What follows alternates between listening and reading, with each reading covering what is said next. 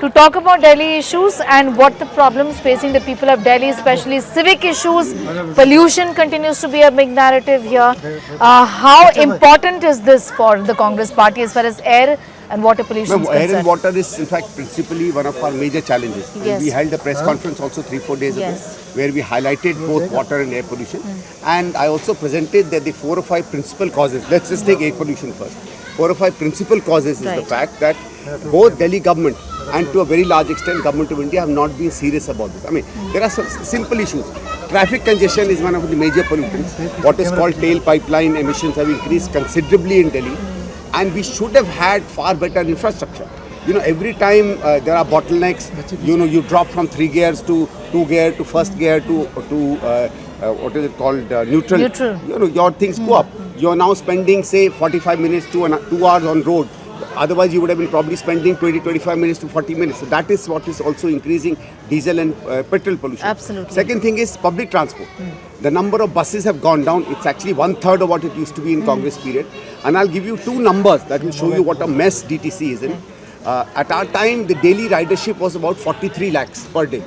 Today, in spite of the fact that the population has gone up probably at least 60%, the total ridership in DTC is 26 lakhs and in cluster buses is 25 lakhs, totaling 41. So something which should have been around 60 to 65 lakhs. Private vehicles have increased. Obviously, they will be forced to increase. And secondly, metro. Metro, let me tell you, in phase 1 and phase 2 of metro, Congress built about 193 kilometers. Phase 3 that started in 2011 had another 190 kilometers or so, or 165, 180 kilometers, which is being built. They should have finished in 2017 or so. They haven't finished till 2022-23. And phase 4, which should have actually been planned, if you see that 2002, 2006, 2011, every 4 or 5 years, 16 or 17, we should have started planning phase 4, gets planned and sanctioned now. And that's also only 64 kilometers. So, who's responsible? Obviously, it's the kind of governments that we have here. So we all remember the CNGification of Delhi as well. Green cover in 2013 was 300 square kilometers. Today is also 300 square kilometers, whereas it rose from 26 square kilometers. So all I'm saying is efforts were made in previous governments. I'm not saying every effort bears fruit, but governments are not seen doing anything about air pollution. Obviously, we are in such a mess. I want to ask you about the CNGification of Delhi, which your mother, late Mrs. Sheila Dikshit, has been credited with. Talk to us about how important was that contribution. Obviously, it was great. You see, there was a Supreme Court ruling to it. Delhi government was not moving its feet. Okay, there was a technical solution available. I remember that Mrs. Dikshit went out onto the streets. The auto wallahs were screaming against her. The taxi wallahs were up in arms. The buses, we didn't know, because if we stopped the buses, there will be no public transport. Let me give you a small instance about how a CN can make a difference. The Supreme Court Chief Justice, Mr. Justice Bhupinder Kirpal, I think he held a meeting. He wanted to call the Chief Secretary in contempt. The CM goes to the court. She's not supposed to, and sits there. And then the Chief Justice said that if the CM is sitting here and assuring on behalf of Delhi government, I will give 1 or 2 years. And in 1 or 2 years, that transformation happens.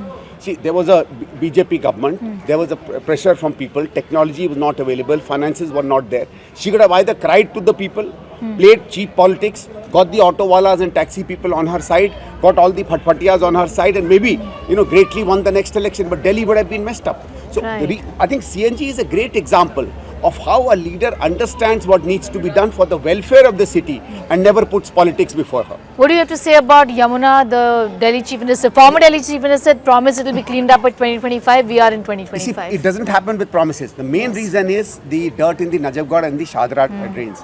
7 interceptor sewage treatment plants were to be built up.